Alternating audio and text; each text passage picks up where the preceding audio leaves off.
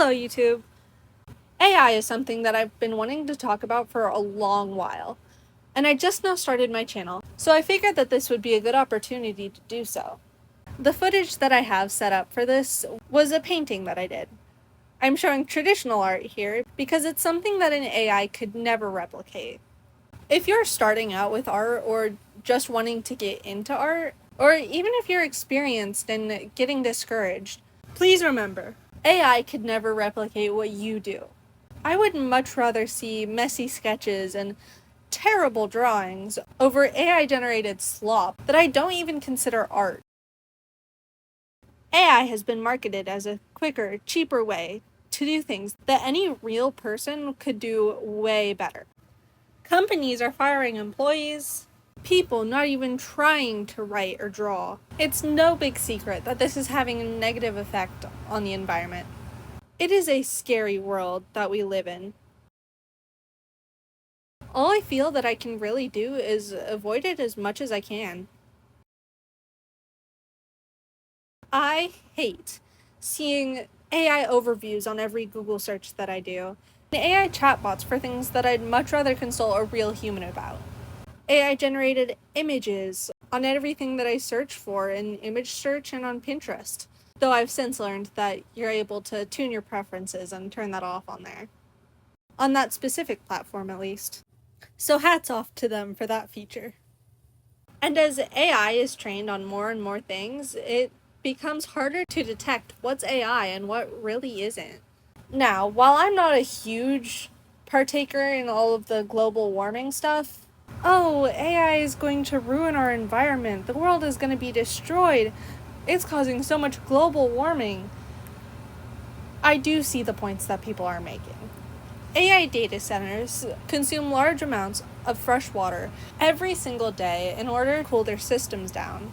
The rapid expansions of AI infrastructure strains local energy grids, emits greenhouse gases, and accelerates the depletion of critical resources. Not to mention the impact it has on us as a society. Because I'm not AI and I actually credit my sources, I'll quote an Estoque article by Aprameya Rupanagunta. Hopefully I'm pronouncing her name right. I'll have the article linked in the description of this video as well. Quote, "It's no secret that AI in education has become more prevalent than ever before. Even though most schools hold an AI policy that prohibits any AI tools or AI-generated work for assignments, most students across the country use AI on an everyday basis for homework, projects, and even exams. According to College Board, between January and May of 2025, usage of generative AI tools for schoolwork has grown from 79% to 84% among all students in the US, with 69% of high school students reportedly using ChatGPT to help with school assignments and homework. In the same year, these percentages were recorded and released. The National Center for Education Statistics released its National Assessment of Education Process, NAEP, which detailed an alarming decrease in literacy rates among American students. It reports that around 33% of 8th grade students preparing to enter high school are reading at a level that is below basic, meaning they struggle to follow a simple sequence of events in a passage and are unable to write their own summary of a reading's main idea. After this study was released, many researchers and professors attributed these rates to the general rise of technology and social media apps like TikTok and Instagram, causing shorter attention spans and therefore a lack of basic literacy among young children. However, as AI usage rapidly increases, the additional complications it poses for students and their basic learning abilities still garner concern from teachers and administrators all over the country." End quote. I mean, what happened to human creativity? By now, you've probably seen it all. AI-generated movie posters, Fruit Love Island, surreal pictures, so convincing it's difficult to tell whether it was photoshopped by a person or generated by an algorithm. At first glance, I suppose it can seem tempting and simple.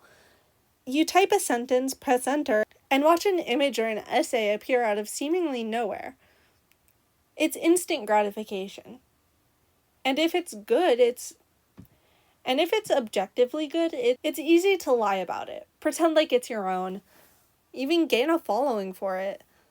But if someone can do that instantly, what happens to the people who spent years, thousands of hours of effort into learning how to write books, write essays, paint portraits, and draw comics? This is where the discussion around AI becomes less about the logic and more about the ethics of it. Modern image generators weren't trained in a vacuum. They quote-unquote learned from enormous datasets assembled from across the internet. Paintings, sketches, illustrations, concept art, comics, photographs, graphic design, and digital artworks that real people uploaded over decades, learned over years.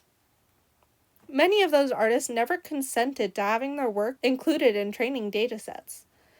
I've heard the argument that humans do the same thing, but taking inspiration isn't the same as outright stealing.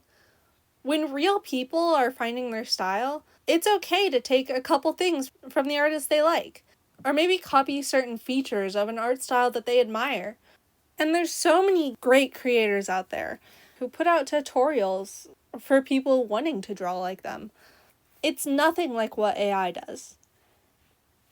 AI, rather than learning and figuring out what it likes, because it can't like anything, it scrapes together pixels, bits and pieces of works without reason or any emotion. It's taking averages and data, not inspiration. Imagine spending years and years developing a unique style that you love, that clients would hire you specifically for. Then someone types a prompt into an AI, asking it to create something in the style of your work, and within seconds, it produces something in the uncanny valley of being the same. Whether that constitutes copyright infringement is still being debated in courts around the world. Whether it feels ethical is an entirely different question. For many artists, a trend is becoming visible. Concept artists report fewer commissions. Illustrators increasingly encounter clients asking why they should pay hundreds of dollars for original work when an AI subscription costs only $20 a month.